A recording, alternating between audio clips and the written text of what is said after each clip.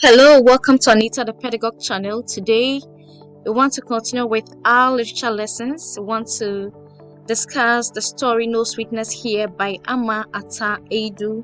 It is a short story analysis. Let's look at our lesson contents. We'll quickly go through the title.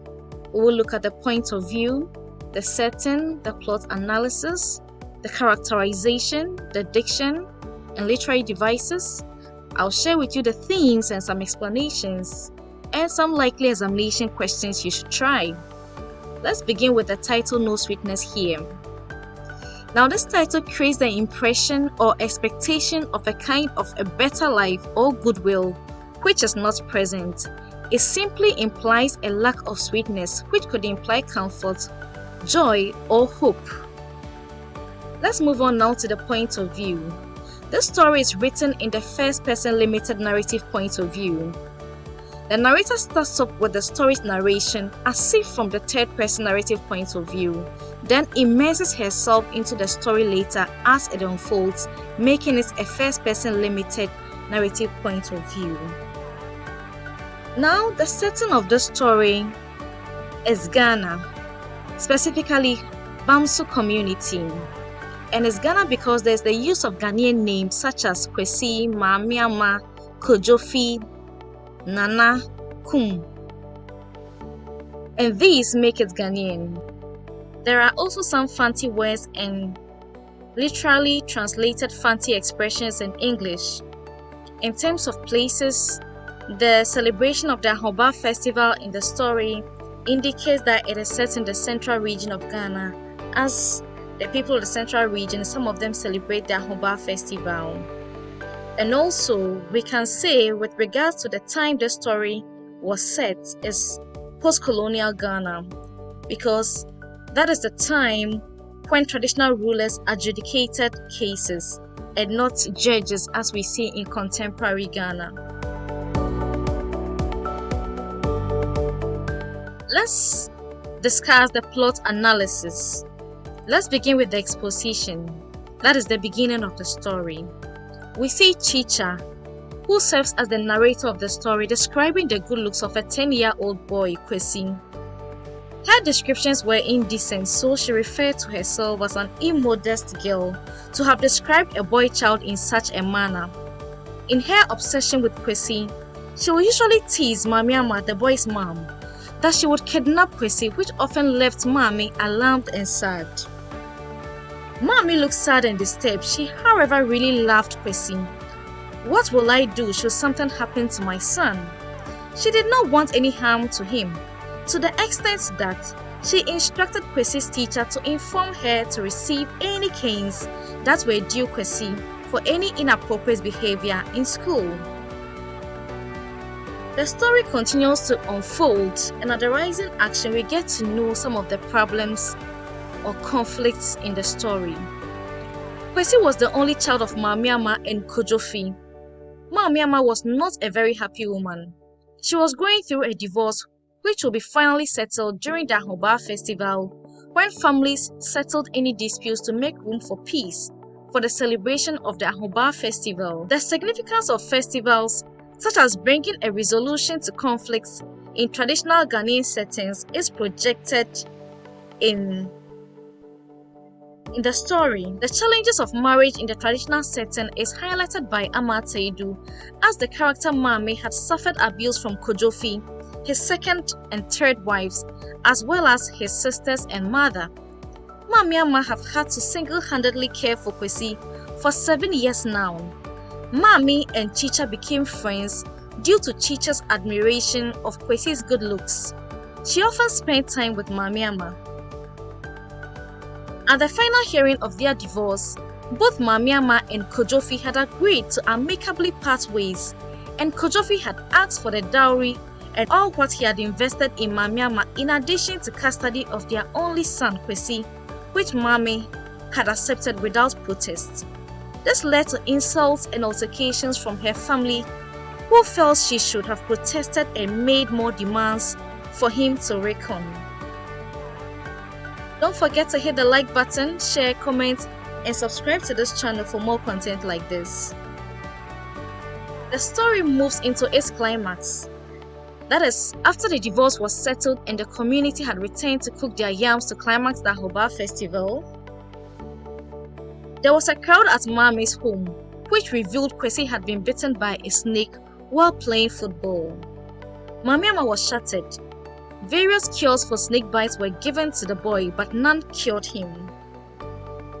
The chief medicine man from a nearby village also gave Kwesi a potion, but before midnight, the boy died. The story reaches its fallen action and resolution as Kwesi was buried, and this devastated Mami Ama as she clung to the books and school uniform of Kwesi after his burial. Teacher went to console her, but her state was an inconsolable one, and she left her alone while she headed home.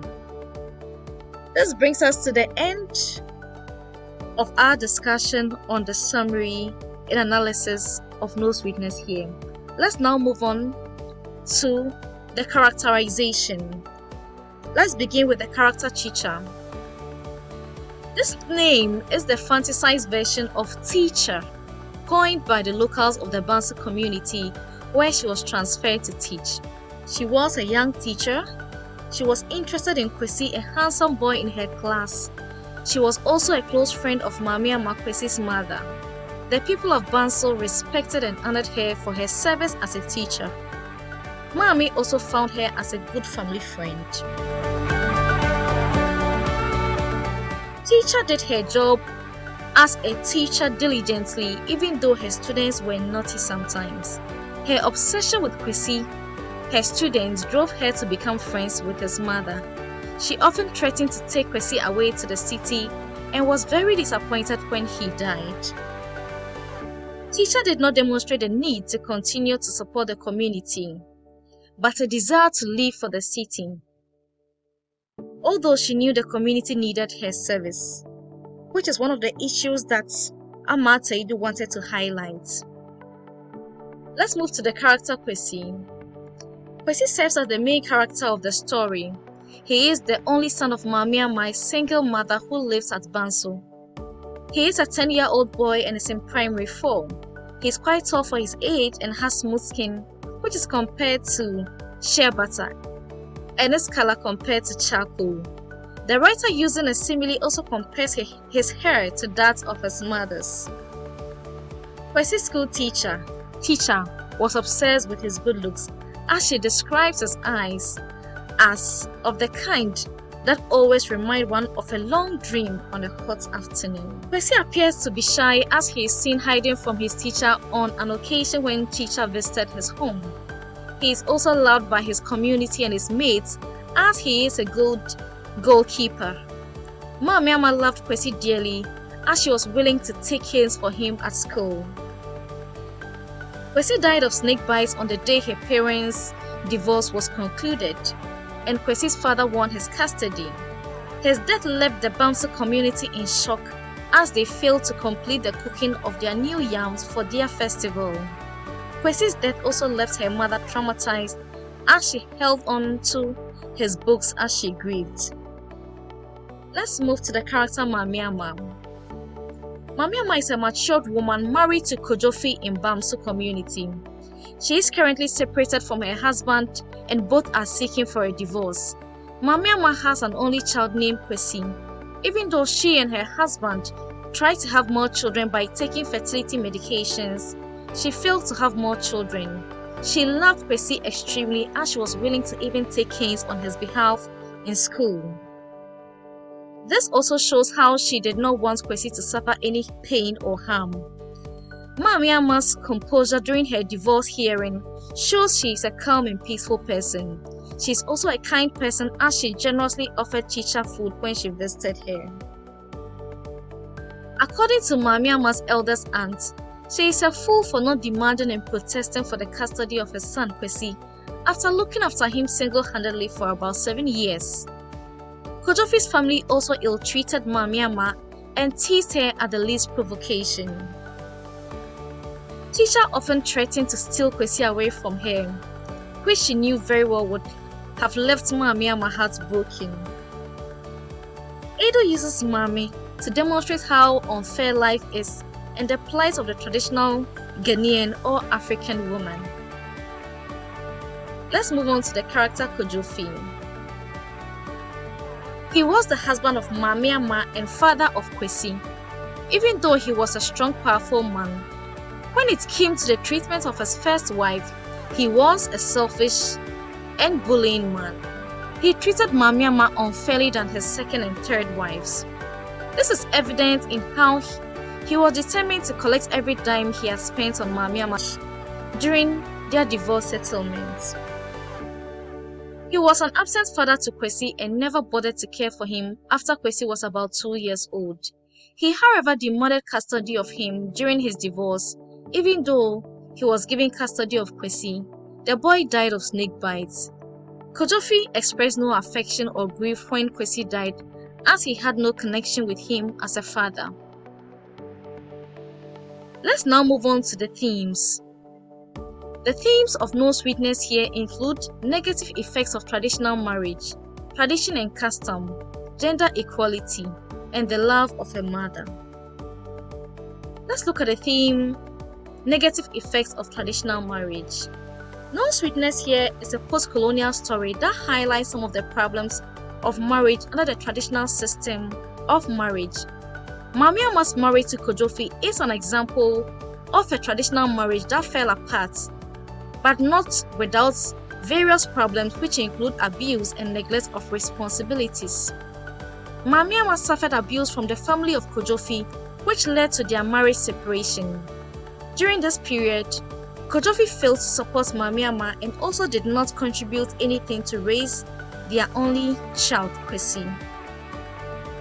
In spite of this failure to fulfill parental responsibilities for Kwesi, their son, during the divorce hearing for the couple, the custody of Kwesi was given to the father simply because of tradition. This judgment by the traditional council fails to recognize the efforts of Ama in raising Kwesi, making this tradition unfair to the woman. Let's look at the theme tradition and custom. Traditions and customs and its relevance is projected in No Sweetness here.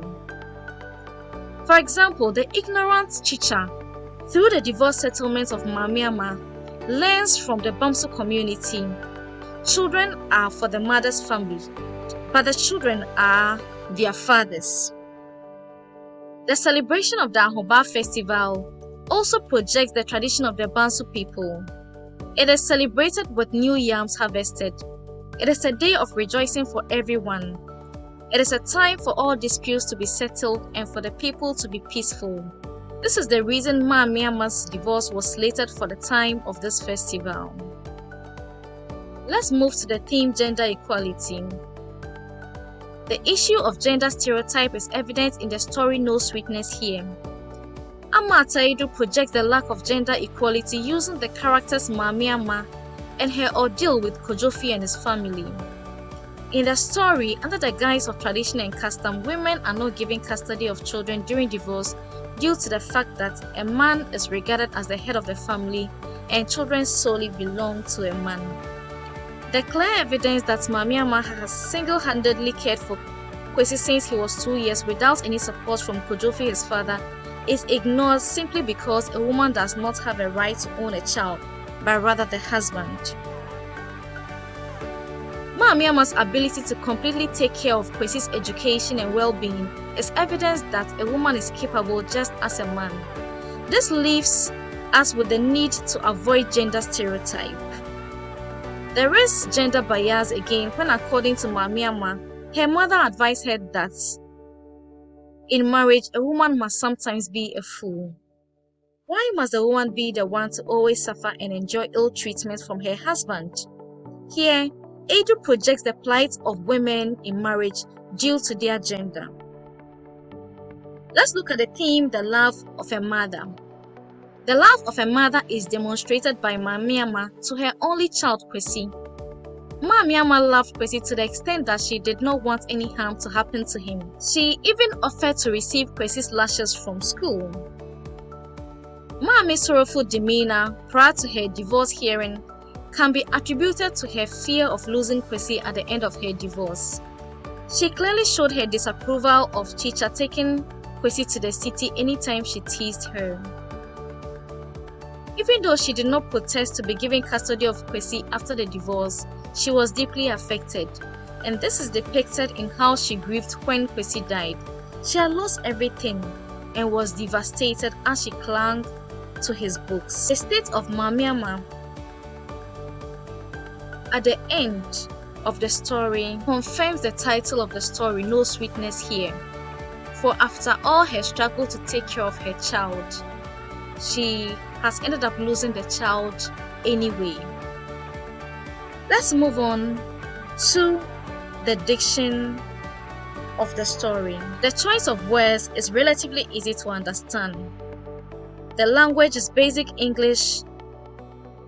The vocabulary has some transliterations and also some local parlance.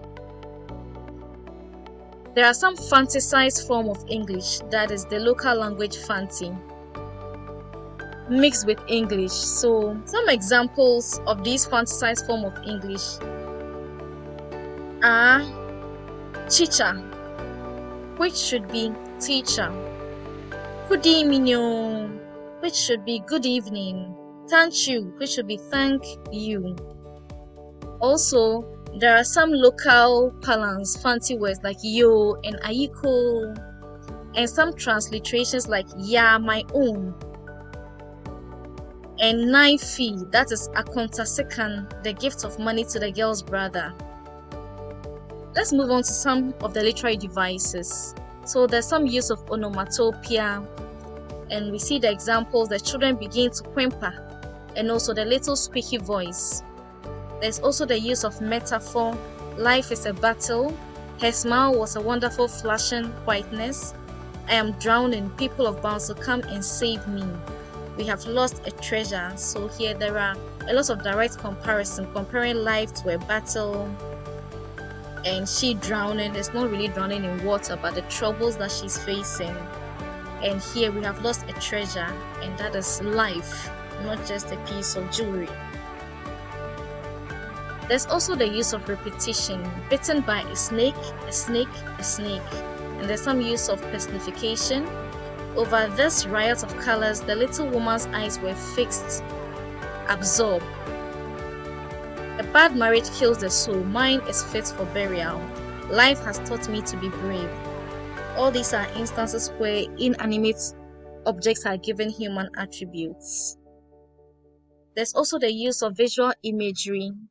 An example is, oh, that picture is still vivid in my mind. She was sitting on a low stool with her head load before her, like all the loads other women would bring from their farms into their homes. It was colorful with miscellaneous articles. At the very bottom of the wide wooden tray were the cassava and yam tubers, rich muddy brown, the color of the earth. Next were the plantain, of the green color of the woods from which they came.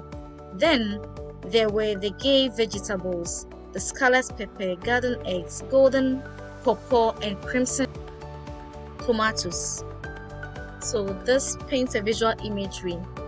Again, around her were her family, her two aunts, Essie and Nama, her two cousins, and two uncles. To the right were the elders who were judging the case. Opposite were Kujofi and his family, describing vividly how people were seated during the hearing of their divorce case.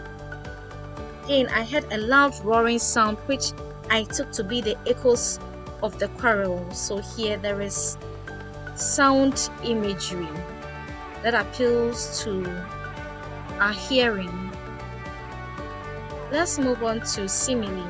She looks so much like my own mother, and I don't give her the best fish from my soup as her daughters-in-law do. The shed was as tidy as ever. She was kneeling and like one drowning who catches a straw. There is the use of anaphora. An example is Kwesi my beauty, Kwesi my master, Kwesi my own Kwesi. And here the repetition of Kwesi my is what makes this an anaphora, the repetition of a group of words. There's also the use of an apostrophe addressing someone that is not present or an abstract being. An example is, Father Death has done me an ill turn. There's also the use of rhetorical question. What did you think that Kojofi would give his son as a present to you? What does one do when one's only water pot breaks? There's also the use of hyperbole, exaggeration. My watch read 4:15 p.m. That ambiguous time of the day, which these people, despite their ancient astronomical knowledge. So this is an exaggeration. There's also the use of proverb. When flour is scattered in the sand, who can sift it? I'll share with you some likely examination questions. What is the problem or conflict in the story? What key issues or themes is the author projecting in the story? How does Aidoo project the theme of tradition and custom in the story? Discuss the use of language in No Sweetness Here. How is the love of a mother demonstrated in the story? I hope this lesson was useful to you. Put in your comments and questions and I'll respond to you. Don't forget to hit the like button, comment, share, and subscribe to this channel. Until I come your way again, keep learning and be the best version of yourself.